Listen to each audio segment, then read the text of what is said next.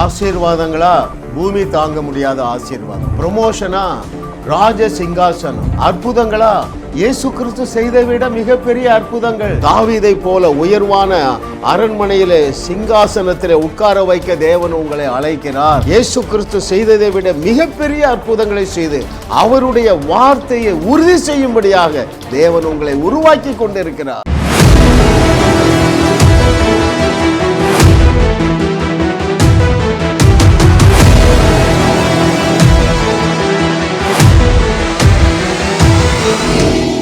தேவன் நமக்கு கிருபையாக தந்த அவருடைய ஞானத்தின் ஆழங்கள் 1000 என்கிற அந்த சீரீஸில் இன்றைக்கு 34வது சத்தியம், தகவல்களை தகடு பொடியாக்கு. மிக முக்கியமான சத்தியத்தை ஆவியானவர் கற்றுத்தர போகிறார். தகவல்களை தகடு பொடியாக்கு. அருமையான தேவனுடைய பிள்ளைகளே, உங்களுடைய ஆழ் மனதில் நிறைய டேட்டா தவறானதாக ஸ்டோர் செய்யப்பட்டிருக்கிறது. நான் திரும்ப சொல்லுகிறேன், உங்களுடைய ஆழ் மனதில் என்ன தகவல்கள் இருக்குது தெரியுமா? உங்கள் அம்மா அப்பா, அநேகருடைய 90% குடும்பத்தில் எப்போவுமே நெகட்டிவாகவே பேசுவாங்க, முறுமுறுப்பாங்க. உங்கள் அம்மாவோ அப்பாவோ தாத்தாவோ பாட்டியோ, இவர்கள் எல்லாரையும் விட அதிகமான தவறான தகவல்களை உங்களுடைய ஆழ் மனதிலே பதித்தவர்கள் யார்? பாஸ்டர்மார் தான். என்ன பதிச்சிட்டாங்க? ஆண்டவர் அவ்வளோ ஈஸியாக உங்களை ஆசீர்வதிக்க மாட்டார். ஏன்னா நிறைய கண்டிஷன் இருக்குது, அதையெல்லாம் ஃபுல்ஃபில் பண்ணாதான் நீங்கள் பெற்றுக்கொள்ள முடியும். அந்த கண்டிஷனை ஒருவராலும் நிறைவேற்ற முடியாது. ஏன்? நீ சரியான பரிசுத்தமாக இல்லை, நீ போதுமான அளவு ஜெபம் பண்ணலை. இப்படி மனித நீதியை பேசி பேசி தவறானதை, தீமையானதை, அவிசுவாசத்தை உங்கள் ஆழ் மனதில் வச்சுட்டாங்க. தவறான தகவல்களினால் உங்களுடைய ஆழ் மனது நிரப்பப்பட்டு இருக்கிறது. அந்த தகவல்களை தகடு பொடியாக்குகிற நாள் இந்த நாள் என்று கர்த்தர் சொல்லுகிறார். சில உதாரணங்களை பார்க்கும் பொழுது உங்களால் மறுக்க முடியாது. 12 பேரில் 10 பேர் நெகட்டிவ் ரிப்போர்ட் கொடுக்குறாங்க. தேசம் நல்ல தேசம்தான், ஆனால் அங்கே ராட்சதர்கள் இருக்கிறாங்க.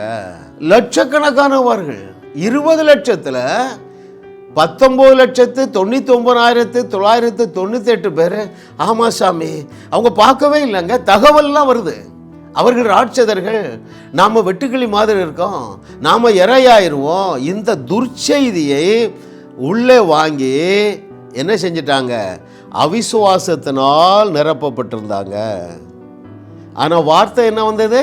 பாலும் தேனும் ஓடுகிற நலமும் விசாலமான தேசத்தை உங்களுக்கு ஆயத்த பண்ணி வைத்திருக்கிறேன் என்று தேவ வார்த்தை வந்ததை அவர்கள் மறந்து விட்டார்கள்.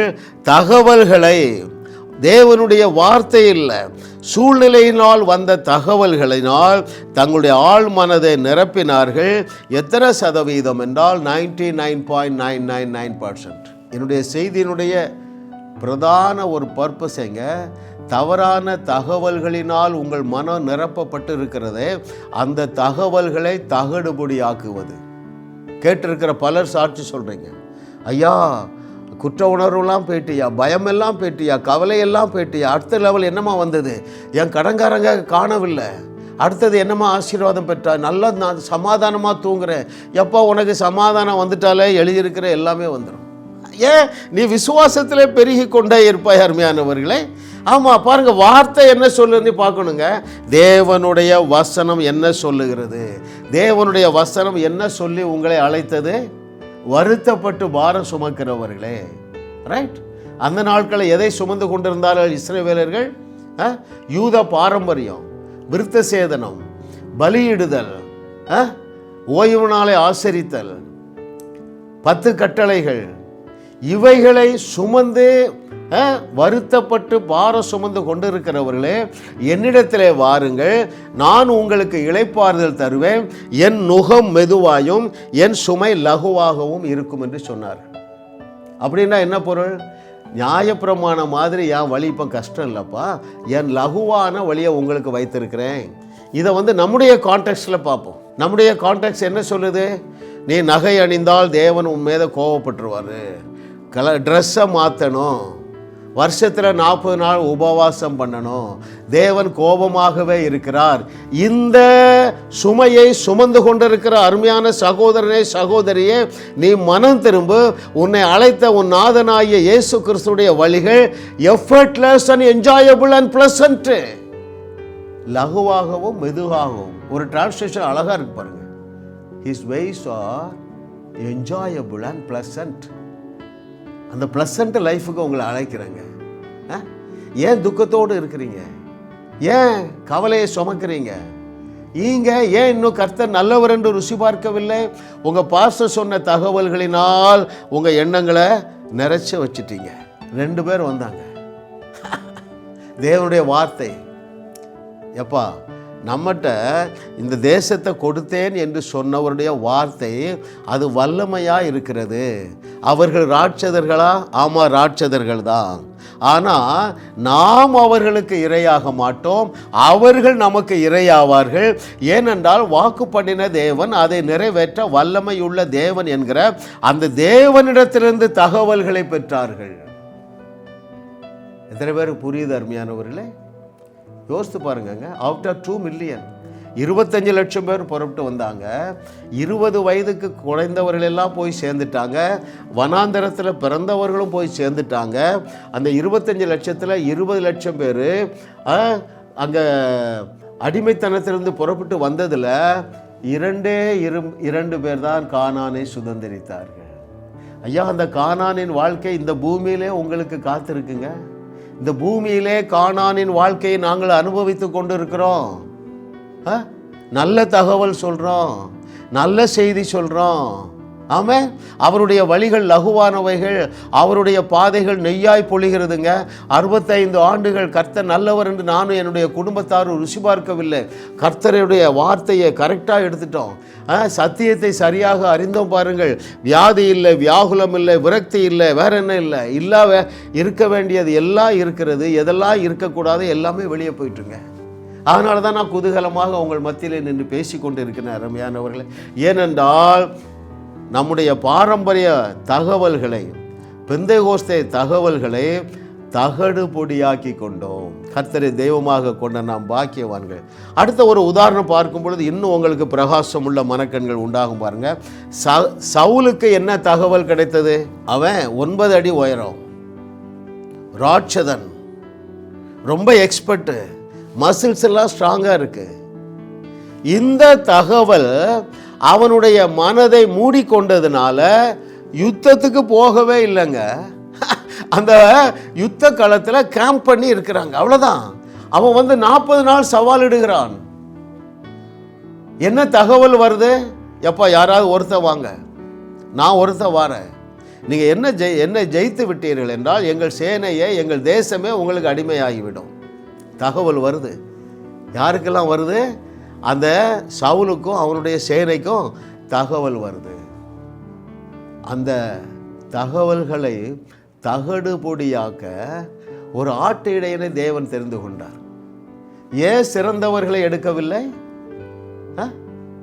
ஏன் படித்தவர்களை எடுக்கவில்லை?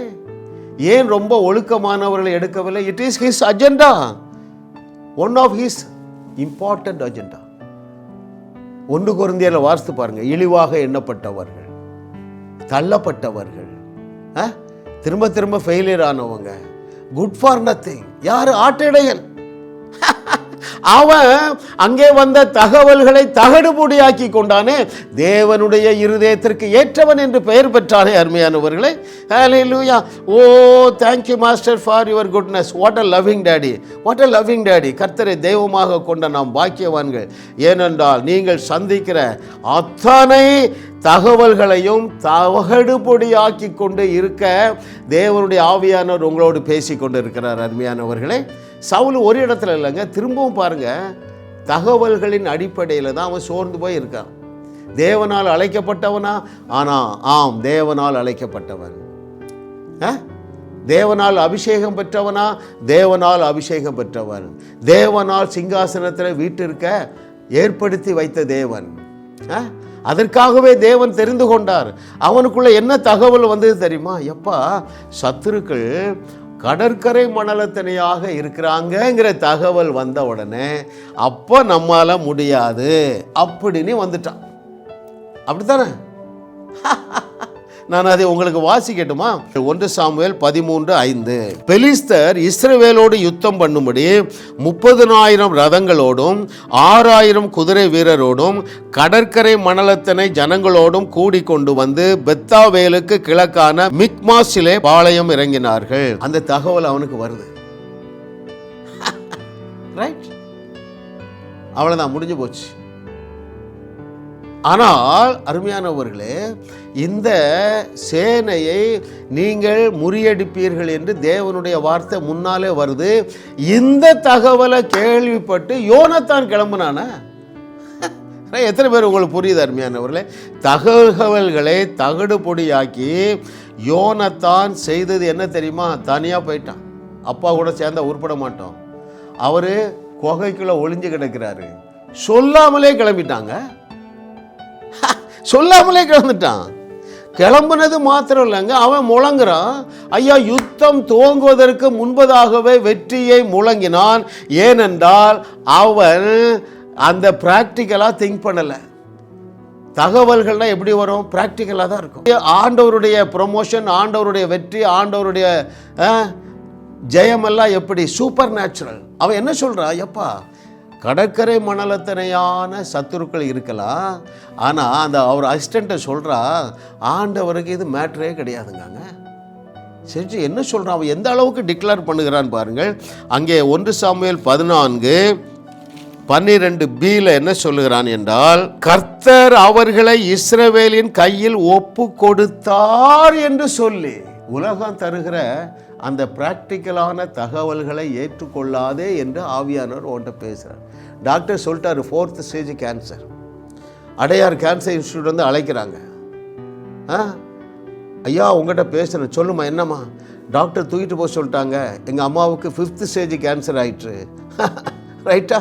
என்னம்மா, எங்கள் அம்மா எங்கே இருக்காங்க? நான் ஒரு இடத்துக்கு புறப்பட்டு இருக்கேன். இங்கே தான் இருக்காங்கய்யா, துடிச்சிட்டு இருக்காங்க வயிற்று வலியில். வயிற்றில் கை வைமா. ஏம்மா, 4th 5th ஸ்டேஜ் இருந்தாலும் பரவாயில்ல, இயேசுவின் நாமத்தினால் I command every cell, cancer cell to die in the name of Jesus. பிரச்சனை தீர்ந்துட்டுங்க. இது நடந்து 5 வருஷம் ஆச்சு. இன்னும் அந்த அம்மா இருக்காங்க. டாக்டர் 30 நாளில் செத்துருவாங்க, தூக்கிட்டு போகணும். அவங்க அருமையானவர்களே, தகவல்களை தகடுபொடி ஆக்கினவர்கள் தான் சரித்திரம் படைத்திருக்கிறார்கள். அருமையானவர்களே, ஆமென். தகவல் என்ன சொல்லுது? 7 மடங்கு வைத்தியாச்சு, அவ்வளவுதான், நீங்க செத்து போயிருவீங்க. No no no no no no, எங்கள் தேவன் எங்களை தப்புவிக்க வல்லவர். ஹல்லேலூயா.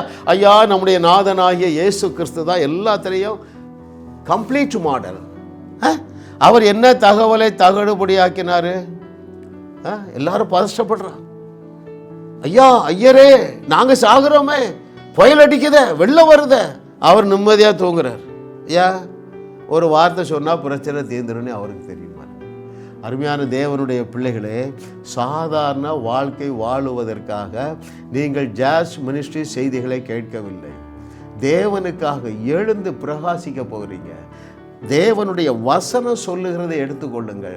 தகவல்களை சார்ந்து கொள்ளாதீர்கள். ஜாஸ் மினிஸ்ட்ரி செய்திகள் மூலமாக நீங்கள் ஆசீர்வதிக்கப்பட்டிருக்கிறீர்கள். நீங்கள் இந்த ஊழியத்தோடு கைகோர்க்கும்படியாக உங்களை அழைக்கிறோம். நீங்கள் காணிக்கை விதைக்கக்கூடிய நல்ல நிலமாக ஜாஸ் மினிஸ்ட்ரிஸ் இருக்கிறது. விசுவாசத்தோடு உற்சாகமாக பெருக விதையுங்கள். தேவன் உங்களை 1000 மடங்கு பெருக செய்வார்.